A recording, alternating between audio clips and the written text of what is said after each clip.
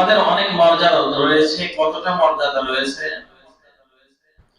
দুনিয়ার মানুষ না, আল্লাহ তাআলা আমাদেরকে জানায় দেয়। আল্লাহ তাআলা আমাদেরকে জানায় দেয় যে আমাদের কতটা মর্যাদা রয়েছে। এজন্য আল্লাহ তাআলা 2 নাম্বার পারা প্রথম নাম্বার পৃষ্ঠা সূরা বাকারার 143 নম্বরে আল্লাহ বলেন, وَكَذَلِكَ جَعَلْنَاكُمْ أُمَّةً وَسَطًا لِتَكُونُوا شُهَدَاءَ عَلَى النَّاسِ। আল্লাহ রাব্বুল আলামিন আমাদেরকে বলেন, তোমাদেরকে আমি আল্লাহ মধ্যবর্তী উম্মত হিসেবে বানিয়ে দিয়েছি। কেন তোমাদেরকে বানিয়ে দিয়েছি, কেন তোমাদেরকে বানাইছি জানো? কারণ হলো আমি আল্লাহ তাআলা তোমাদেরকে সাক্ষী বানাবো। আমি আল্লাহ তাআলা তোমাদেরকে সাক্ষী হিসেবে পেশ করব। ওয়ায়াকুনা রাসূলু আলাইকুম শাহীদা, এবং রাসূলগণ তোমাদের পক্ষে সাক্ষী দিবে। সুবহানাল্লাহ। আল্লাহ বলেন যে আমি তোমাদেরকে সাক্ষী স্বরূপ আল্লাহ তাআলা বানিয়ে দিয়েছেন আমাদেরকে। আল্লাহ তাআলা আমাদেরকে সাক্ষী হিসেবে প্রেরণ করবেন। কখন? দুনিয়াতে নাকি? দুনিয়াতে না। দুনিয়াতে সাক্ষী দেখে না, সত্যকে মিথ্যা বানিয়ে ফেলে, মিথ্যাকে সত্য বানায়। কিন্তু আল্লাহ বলেন আমি তোমাদেরকে সাক্ষী হিসেবে প্রেরণ করব আখিরাতে। হাসরের ময়দানে তোমাদেরকে সাক্ষী বানাবো। কেমন সাক্ষী বানাবেন আল্লাহ তাআলা? আর কেন বানাবেন আল্লাহ তাআলা? কারণ হলো আল্লাহ তাআলা পৃথিবীর মধ্যে যতগুলো নবীদেরকে পাঠিয়েছেন, প্রত্যেকটা নবী তাদেরকে দ্বীনের দিকে দাওয়াত দিয়েছেন, কিন্তু অনেকেই দ্বীনকে কবুল করে নাই। এইজন্য অনেক নবীগণ তারা হাসরের ময়দানে 2 জন 3 জন উম্মত নিয়ে দাঁড়াবে। নূহ আলাইহিস সালাতু ওয়াস সালাম 950 বছর পর্যন্ত আল্লাহ তাআলার দিকে দাওয়াত দিয়েছেন। ইয়া আইয়ুহান নাস কুলু লা ইলাহা ইল্লাল্লাহ তুফলিহুন। হে লোক সকল, তোমরা বলো লা ইলাহা ইল্লাল্লাহ, তাহলেই তোমরা সফলকাম হয়ে যাইবা। সুবহানাল্লাহ। নূহ আলাইহিস সালাতু ওয়াস সালাম 950 বছর পর্যন্ত দ্বীনের দাওয়াত দিয়েছেন। 950 বছর পাইতে গেলে আমাদের 9 বছর চলে যাবে। ঠিক না বলেন? আর বেশি তো যাইতে হবে। তো মাত্র তার উম্মতগণ হয়েছে 80 থেকে 82 জন। আসলে ময়দানে আল্লাহ তাআলা নূহ আলাইহিস সালামকে জিজ্ঞাসা করবেন, দুনিয়ার বুকে তোমাকে আমি এত হায়াত দিয়েছিলাম, তারপরে কি আমার দ্বীনের দাওয়াত কি পৌঁছাও নাই? এত অল্প উম্মত কেন, এত অল্প উম্মত কেন, কি করেছো? তোমার দাওয়াত কি পৌঁছাও নাই? নূহ আলাইহিস সালাম বলবে, ও আল্লাহ, অবশ্যই আমি আমার দাওয়াতকে পৌঁছায় দিয়েছি। তুমি আমাকে যেই জন্য পাঠিয়েছিলে সেই দাওয়াতকে আমি প্রত্যেকটা উম্মতের কাছে পৌঁছে দিয়েছি। আমার যে কালকে পাঠিয়ে দিয়েছিলে সেটা তো আমি পৌঁছে দিয়েছি। এবার উম্মতদেরকে ডাক দেব, কেন তোমরা মুখ কথাকে মানো নাই? উম্মতরা বলবে, আমাদের কাছে মৌকা মনে আসে নাই। বেশ একটা লাগলো না বলেন? নূহ আলাইহিস সালাম বলেন, আমার দাওয়াত তাদের কাছে পৌঁছে দিয়েছি। উম্মত গুলো বলে, আমাদের কাছে তোমরা আসেই নাই, আসিয়ে না আমরা তার ধর্ম গ্রহণ করব। আল্লাহ তাআলা নূহ আলাইহিস সালামকে জিজ্ঞাসা করবেন, তোমার কি কোনো সাক্ষী আছে? তোমাদের কাছে কি তোমাদের কাছে কোনো সাক্ষী আছে? একজন বলতেছে, তুমি বলতেছো দাওয়াত দিয়েছি, উম্মত গুলো বলে দাওয়াত দেয় নাই। আল্লাহ তাআলার কাছে নূহ আলাইহিস সালাম বলবেন, অবশ্যই সাক্ষী রয়েছে। সেই সাক্ষী হলো উম্মতে মুহাম্মাদী। সুবহানাল্লাহ। এবং আমাদেরকে ওই সাক্ষীর জন্য নেওয়া হবে মুহাম্মদুর রাসূলুল্লাহ সাল্লাল্লাহু আলাইহি সাল্লামের উম্মতদেরকে যখন সাক্ষীর জন্য নেওয়া হবে, বলবেন কি তার দায়িত্বকে পৌঁছায় দিয়েছে।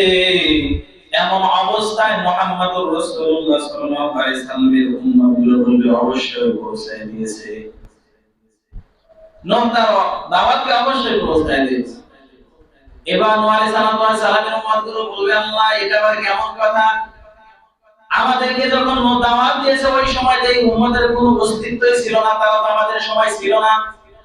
সাক্ষী দেওয়ার জন্য তো সামনাসামনি থাকা প্রয়োজন, কিন্তু তারা আমাদের জামানায় ছিল না, তারা কিভাবে সাক্ষী দেয়? সাক্ষী মনে টাকা দিয়ে ভাড়া করে নিয়েছে, কেমনে আবার সাক্ষী দেয়? এরা তো আমাদের জামানায় ছিলই না। উম্মতে মুহাম্মাদীদেরকে বলা হবে তোমরা নূহ আলাইহিস সালামের জামানায় ছিল না, তারপরে কিভাবে সাক্ষী দাও? এমন অবস্থায় আমরা বলবো, ও আল্লাহ, আমাদের কাছে একটা কোরআন পাঠিয়ে দিয়েছিলেন, আমাদের কাছে একজন নবী পাঠিয়ে দিয়েছিলেন, সেই নবী বলেছেন আপনার কোরআনের মধ্যে আমরা পেয়েছি পূর্ববর্তী সমস্ত উম্মত, সমস্ত নবীগুলো তাদের উম্মতের কাছে দাওয়াতকে পরিপূর্ণভাবে পৌঁছে দিয়েছে। নবীজি সাল্লাল্লাহু আলাইহি ওয়াসাল্লামকে ডাকা হবে, নবীজি সাল্লাল্লাহু আলাইহি ওয়াসাল্লাম বলবেন আমার উম্মত যেই সাক্ষী দিয়েছে, এই সাক্ষীর মধ্যে কোনো সন্দেহ নাই, প্রত্যেকটা নবী তাদের দায়িত্বগুলোকে পৌঁছায় দিয়েছে। সুবহানাল্লাহ। তাহলে একটু চিন্তা করেন, আমাকে আপনাকে যদি সাক্ষীর জন্য পেশ করবে আল্লাহ, আর সাক্ষী পেশ করবে তো আমাদেরকে, যদি সাক্ষীর আগেই জেল হয়ে যায় তাহলে আবার কেমন সাক্ষী দিবে?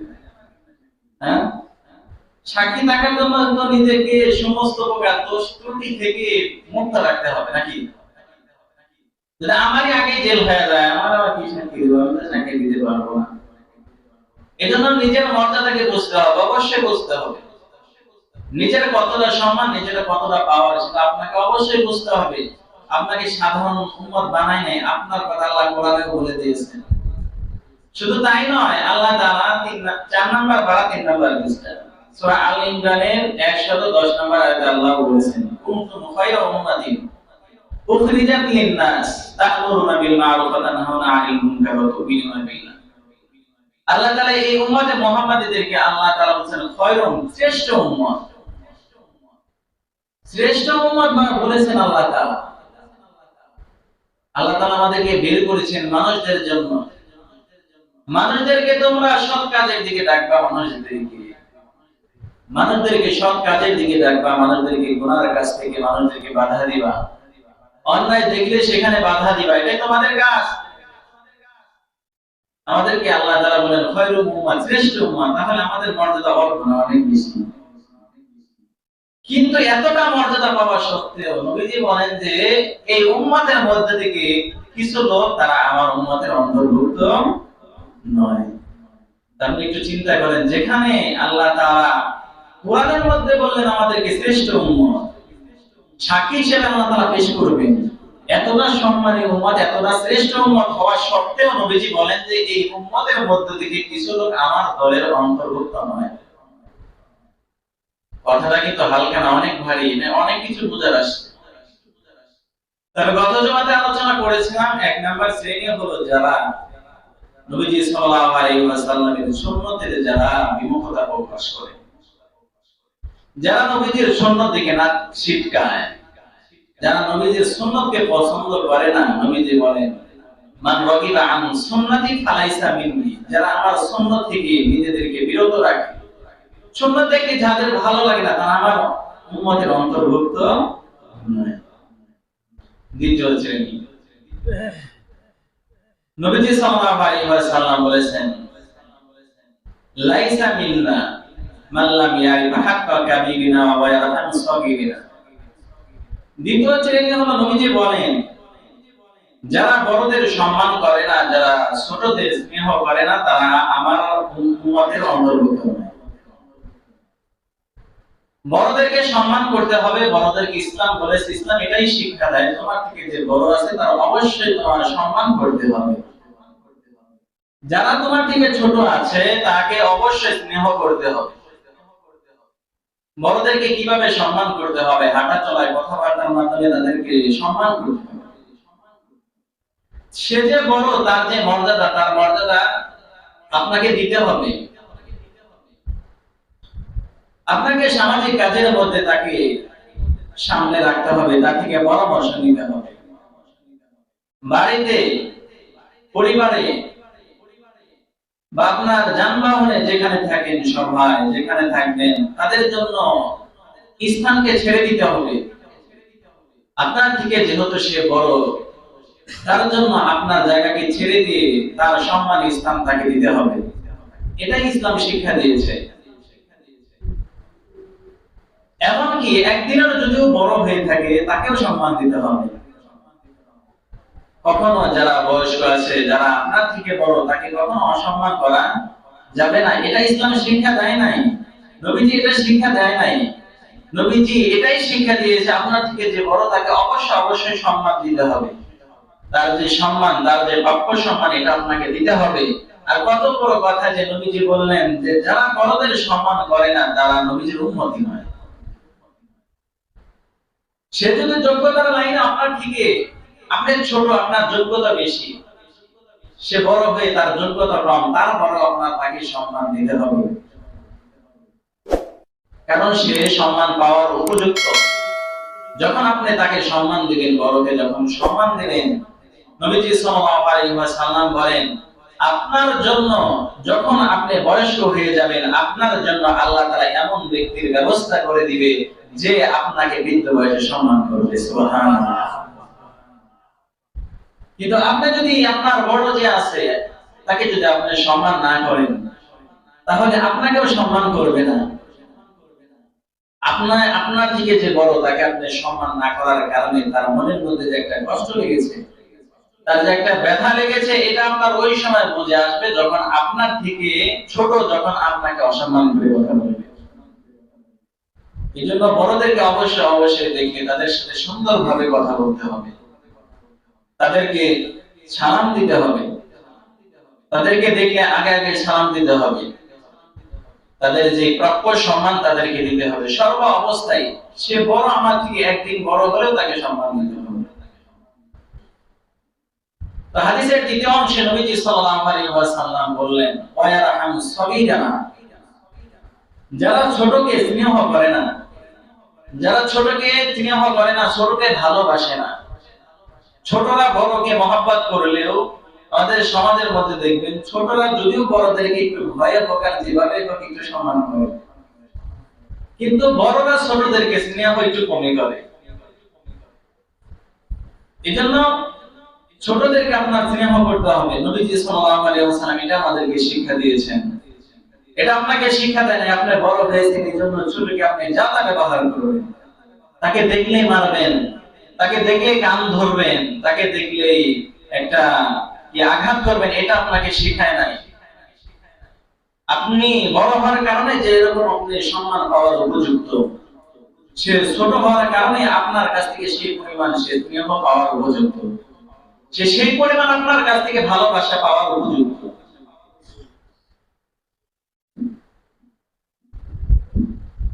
তো যখন আপনি আপনার বড় যে আছে তার সম্মান করবেন, ছোটকে যখন আপনি স্নেহ করবেন, ভালোবাসবেন, তখন দেখবেন আপনার থেকে যে ছোট আছে সে আপনাকে সম্মান করবে, তখন সে আপনাকে সম্মান করবে। নবীজি এটাই আমাদেরকে শিক্ষা দিয়েছেন।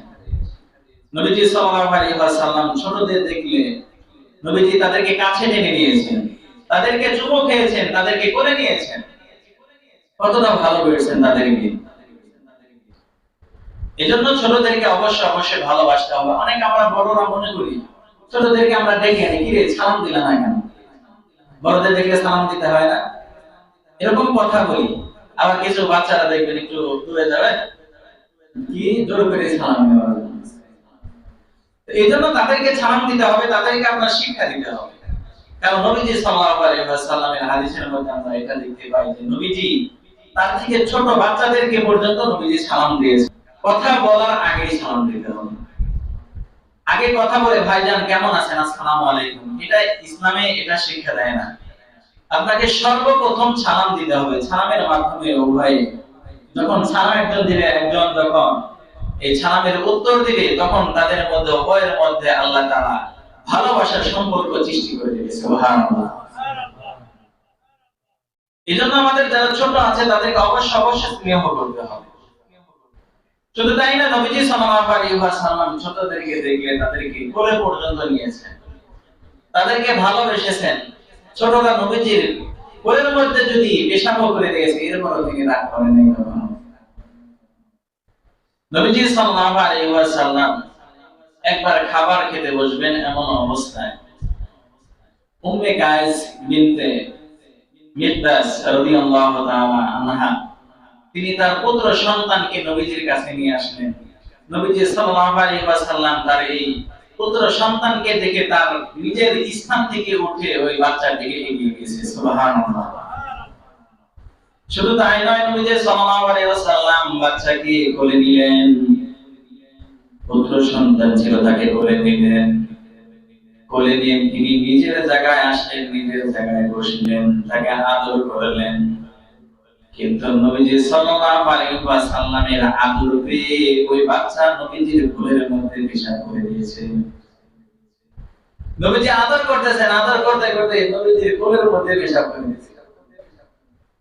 কেমন আদর্শ আমাদেরকে শিক্ষা দিয়েছেন নবীজি। নবীজি রাগ করলেন না, এই কোলের মধ্যে তোমার নিলামার সময় পাইলা না, এখনই পেশাব করে দিলেন, এরকম কোনো কথা বললেন না। নবীজি সাল্লাল্লাহু আলাইহি ওয়াসাল্লাম বললেন, পানি নিয়ে আসো।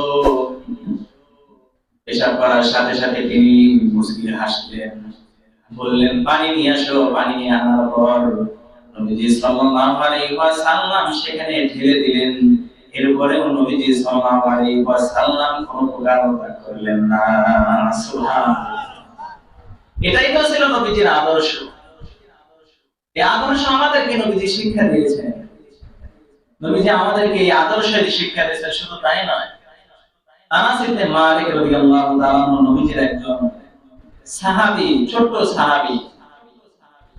আনাস ইবনে মালিক রাদিয়াল্লাহু তাআলা নবীজির সিরাত, নবীজির যে চরিত্র, নবীজির ব্যবহার, আদর্শটা কতটা সুন্দর ছিল তিনি বলেন, আমি মাত্র 10 বছর বয়স থেকে নিয়ে নবীজির খেদমত করেছি।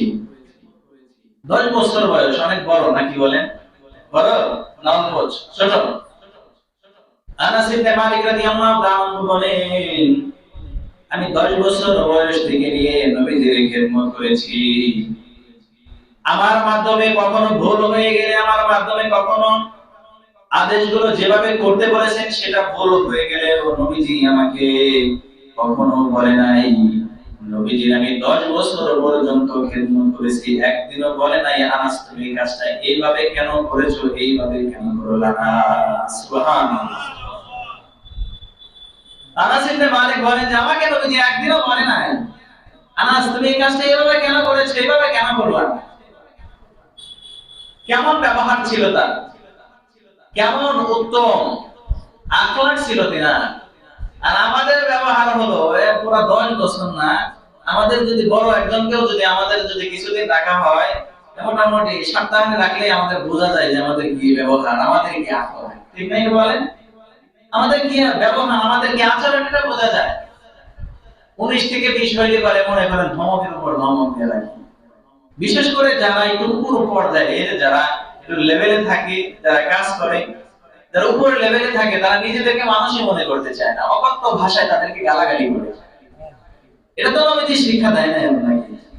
নবীজি আদর্শ হলো তাদের সাথে সুন্দর ব্যবহার করবা, সুন্দরভাবে তাদেরকে ব্যবহার করবা। একজন একবার না পারলে তাকে বারবার দেখায় দিবা। নবীজি এটা শিক্ষা দিয়েছেন, কখনো গালাগালি করা নবীজি এটা শিক্ষা দেয় নাই। নবীজি এটাই শিক্ষা দিয়েছেন যে তোমাদের বড় যারা আছে তাদের সম্মান করবা, যারা ছোট আছে তাদেরকে তোমরা স্নেহ করবা। যখন তোমরা তাদের স্নেহ করবা, বড়দেরকে সম্মান করবা, তোমাদের মধ্যে পরস্পরের মধ্যে ভ্রাতৃত্ব বন্ধন সৃষ্টি হয়ে যাবে। তোমাদের সমাজের মধ্যে, পরিবারের মধ্যে কোনো মারামারি থাকবে না। তোমাদের পরিবারে, তোমাদের সমাজের মধ্যে শান্তিতে ভরপুর হয়ে যাবে।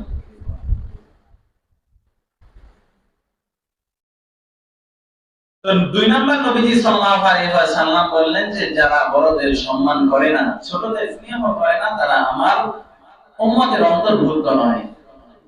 এইজন্য আমাদেরকে প্রত্যেকটা সময়, সর্বসময় আমাদেরকে একটু খেয়াল রাখতে হবে আমার আচরণগুলো কি। বড়দের সাথে যেভাবে চলার কথা নবীজি বলেছেন, সম্মান করে কথা বলা, সম্মান করে তাদের সাথে চলা, আমি কি চলছি? ছোটদেরকে আমি স্নেহ করছি, তাদেরকে আমি ভালোবাসি, নাকি তাদের সাথে কর্কশ ভাষায় আমি মেজাজটা দেখায় তাদের সাথে কথা বলি? এটা আপনি নিজেই বিবেচনা করবেন। যদি দেখেন না নবীজি যেটা বলেছেন যে আপনি বড়দেরকে সম্মান করেন, ছোটদেরকে আপনি স্নেহ করেন, ভালোবাসেন, তাহলে আপনি বুঝবেন নবীজির আপনি উম্মত আছেন। 3 নাম্বার, নবীজি সাল্লাল্লাহু আলাইহি ওয়াসাল্লাম বলেন ৩ নাম্বার, যারা আলেমদেরকে সম্মান করে না ওই সমস্ত ব্যক্তি আমার উম্মতের অন্তর্ভুক্ত নয়। ৩ নাম্বার, যারা আলেম উলামায়ে কেরাম যারা তাদের দেখলে সম্মান করে না। উলামায়ে কেরাম যারা আলেমদেরকে দেখলে তারা হাসির পাত্র বানায়। ওই যে দেখো হুজুরে যাইতেছে, হুজুর একটু, আবার হুজুরদের অনেক দোষ আছে, হুজুর একটু তাড়াতাড়ি হাঁটলে যে হুজুরের মনে হয় ক্ষুধাটা একটু বেশি লাগছে, একটু তাড়াতাড়ি যাইতেছে। নামাজ আছে হুজুরে দেখেন নাকি তাড়াতাড়ি যাইতেছে, আবার যদি আস্তে আস্তে যায় কি আর করবো, খাইতে পারে না, না খাইতে খেতে শরীরে শক্তিই নাই। তো যারা নবীজির উম্মতের মধ্যে যারা আলেমদেরকে দেখলে যাদের ভালো লাগে না, উলামায়ে কেরামদেরকে যারা সম্মান করে না, তারা নবীজি বলে ওরা আমার উম্মতের অন্তর্ভুক্ত নয়। কারণ কি? কারণ হলো নবীজি সাল্লাল্লাহু আলাইহি ওয়াসাল্লাম বলেন ইন্নাল উলামা ওয়ারাসাতুল আম্বিয়া। পৃথিবীর মধ্যে আমরা যারা এখানে উপস্থিত আছি প্রত্যেকেই তাদের সন্তানগুলো হলো তাদের ওয়ারিস। ওয়ারিস না? বাবা মারা গেলে সন্তানগুলো তাদের সম্পত্তির অটোমেটিক মালিক হয়ে যায়, কারণ তারা হলো ওয়ারিস। তো নবীজি বলেন আমার ওয়ারিস হলো উলামায়ে কেরাম, আমার ওয়ারিস হলো পৃথিবীর মধ্যে উলামায়ে কেরাম, যারা আমার এই দিনকে পৌঁছায় দেয়, যারা কোরআন এবং হাদিসের যারা জ্ঞানকে আহরণ করে, যারা নিজেদের মধ্যে ধারণ করে, তারা হলো উলামায়ে কেরাম। আর যারা এই উলামায়ে কেরামের সম্মান করে না, তারা আমি নবীর উম্মতের অন্তর্ভুক্ত নয়। কারণ হলো পৃথিবীর মধ্যে যখন নবীজি ছিলেন, নবীজি হলো সমস্ত উম্মতের মধ্যে সবার মধ্যে শ্রেষ্ঠ ব্যক্তি। আর এখন নবীজি চলে গিয়েছেন, উম্মতের মধ্যে উলামায়ে কেরামকে ওয়ারিস বানিয়ে রেখেছেন। তাহলে ওয়ারিস যেহেতু নবীজির ওয়ারিস তারা, তাহলে সমস্ত উম্মতের মধ্যে উলামায়ে কেরাম সবথেকে শ্রেষ্ঠ ব্যক্তি। সুতরাং যারা উলামায়ে কেরামের সম্মান করবে না, যারা উলামায়ে কেরামকে দেখে মর্যাদা করে না, তাদের সাথে সুন্দরভাবে কথা বলে না, তারা নবীজি বলেন যে তারা আমার উম্মতের অন্তর্ভুক্ত নয়। শুধু তাই না, আল্লাহ তাআলা বলেন ইন্নামা ইয়াখশাল্লাহা মিন ইবাদিহিল উলামা, সূরা ফাতির 28 নম্বর আয়াত। আল্লাহ বলেন যে পৃথিবীর মধ্যে সবথেকে উলামায়ে কেরাম যারা আছে, পৃথিবীর মধ্যে যারা উলামায়ে কেরাম যারা আছে, তারা আমি আল্লাহকে সবথেকে বেশি ভয় করে। সুবহানাল্লাহ। আপনি তাহাজ্জুদ গুজার যতই হয়ে থাকেন, আপনি তাহাজ্জুদ নামাজ একদিনও মিস দেন না, আপনি সব সময় নফল নামাজ পড়েন, এরপরেও আপনি যদি আলেম না হন, তাহলে আপনার থেকে উলামায়ে কেরাম আপনার থেকে শ্রেষ্ঠ, আপনার থেকে তারা শ্রেষ্ঠ, সব সময় আপনার থেকে তারা শ্রেষ্ঠ। কারণ আপনি যে সব সময় নামাজে লেগেই থাকেন, নফল ইবাদতের মধ্যে জিকির আজকারে সব সময় লেগেই থাকেন, এরপরেও আল্লাহ বলেন যে উলামায়ে কেরাম যারা, যাদের মধ্যে দ্বীনি ইলম আছে, জ্ঞান আছে, তারা পৃথিবীর মধ্যে সবথেকে আল্লাহ তাআলাকে বেশি ভয় করে। সুবহানাল্লাহ।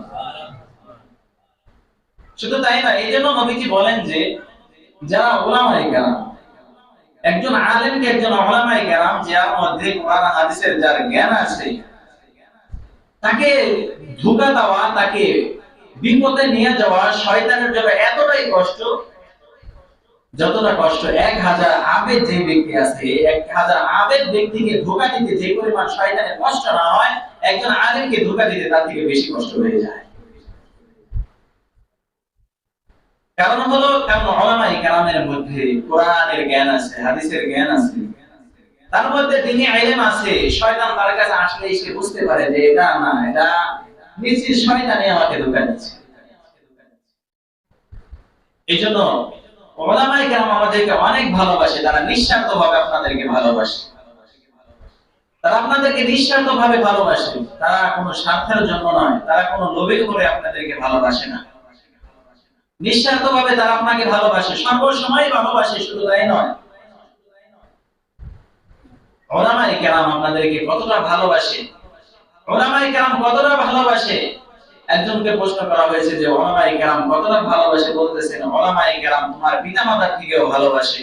কারণ উলামায়ে কেরাম তোমাকে চায় সে জাহান্নাম থেকে মুক্তি দেওয়ার জন্য, তুমি যাতে করে জাহান্নামী না হয়ে যাও, জান্নাতি হয়ে যাও, তুমি যাতে করে জান্নাতে যাইতে পারো, এই জন্য উলামায়ে কেরাম তোমাদেরকে জাহান্নামের রাস্তা থেকে ফিরে জান্নাতের রাস্তা থেকে দাওয়াত দিতে থাকে। সুবহানাল্লাহ। তাহলে যারা উলামায়ে কেরাম তারা আপনাদেরকে অনেক ভালোবাসে, এই জন্য উলামায়ে কেরামকে সর্ব অবস্থায় ভালোবাসবেন।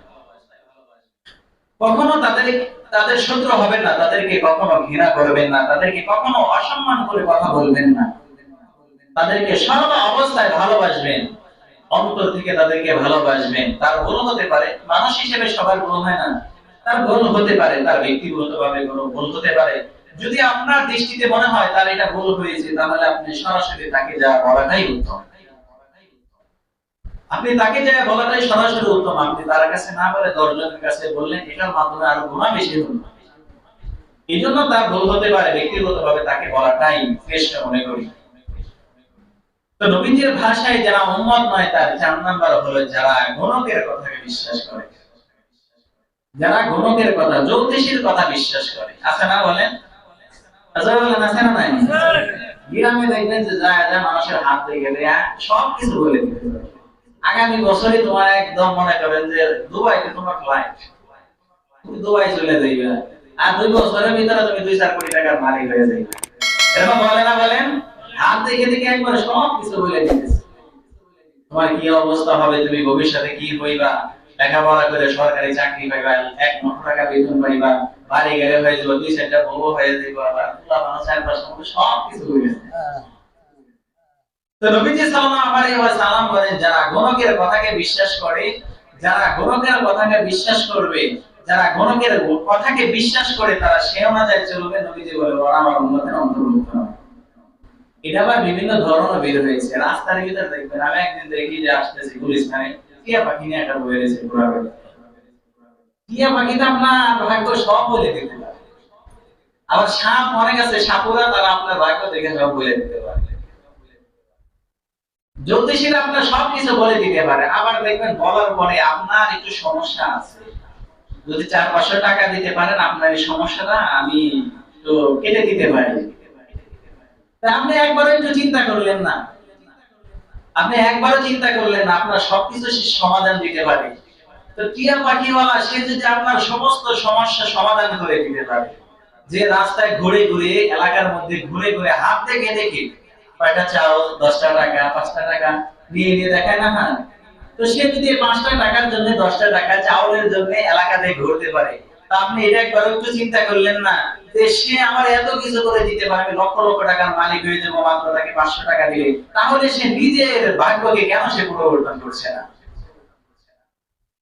সে কেন সে মানুষের ভাগ্যকে পরিবর্তন করার জন্য জায়গায় জায়গায় ঘুরে, রাস্তায় ঘুরে, বাড়ি বাড়ি ঘুরে? তাহলে সে কেন নিজের ভাগ্যকে পরিবর্তন করছে না?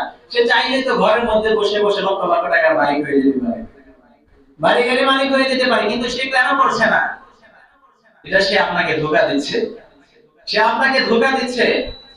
তার কথা শুনে যদি আপনি বিশ্বাস করেন, তা আপনার ঈমানই থাকবে না।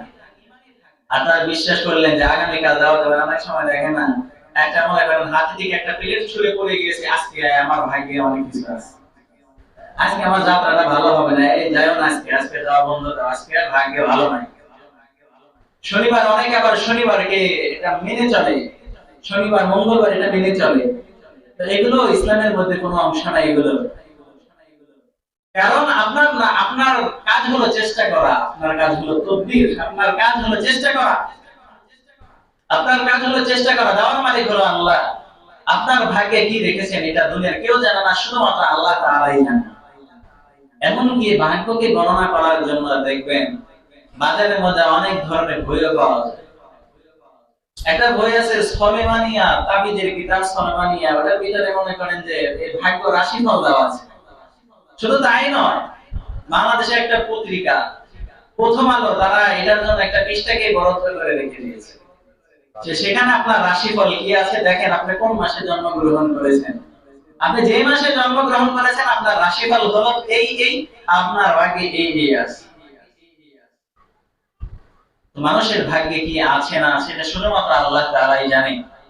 আল্লাহ তাআলা, শুধুমাত্র আল্লাহ তাআলা জানে, দুনিয়ার কোনো মানুষকে আল্লাহ তাআলা এটা বলে দেয় নাই। এইজন্য কাউকে আমরা কখনো হাত দেখাবো না, কোনো গণকের কাছে আমরা যাব না, কোনো গণকের কাছে যাব না নিজের ভাগ্য জানার জন্য। ভাগ্য জানার কোনো কিছুই নাই। আমার কাজ হলো চেষ্টা করা, দেওয়ার মালিক হলো আল্লাহ। আমার কাজ হলো চেষ্টা করা, আমি যদি ভালো কাজের চেষ্টা করি আল্লাহ তো অবশ্যই সফলতা দিবেন। আর যদি আমি ভালো কাজের চেষ্টা না করে বসে থাকি, তাহলে এটা নিজেই তো জানা যায় আমার সফলতা আসবে না।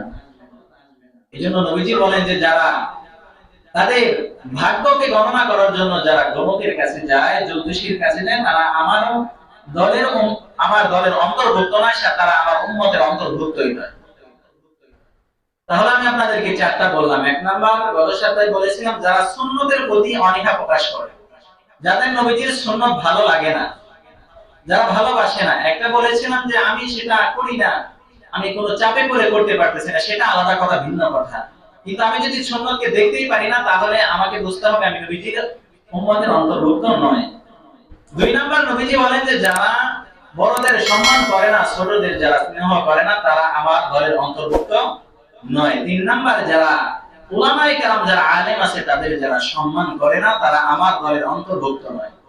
চার নাম্বার বললাম, যারা গণকের কাছে যায় হাত দেখানোর জন্য, ভাগ্যকে জানানোর জন্য, জানার জন্য যারা যায়, তারা আমার দলের অন্তর্ভুক্ত নয়।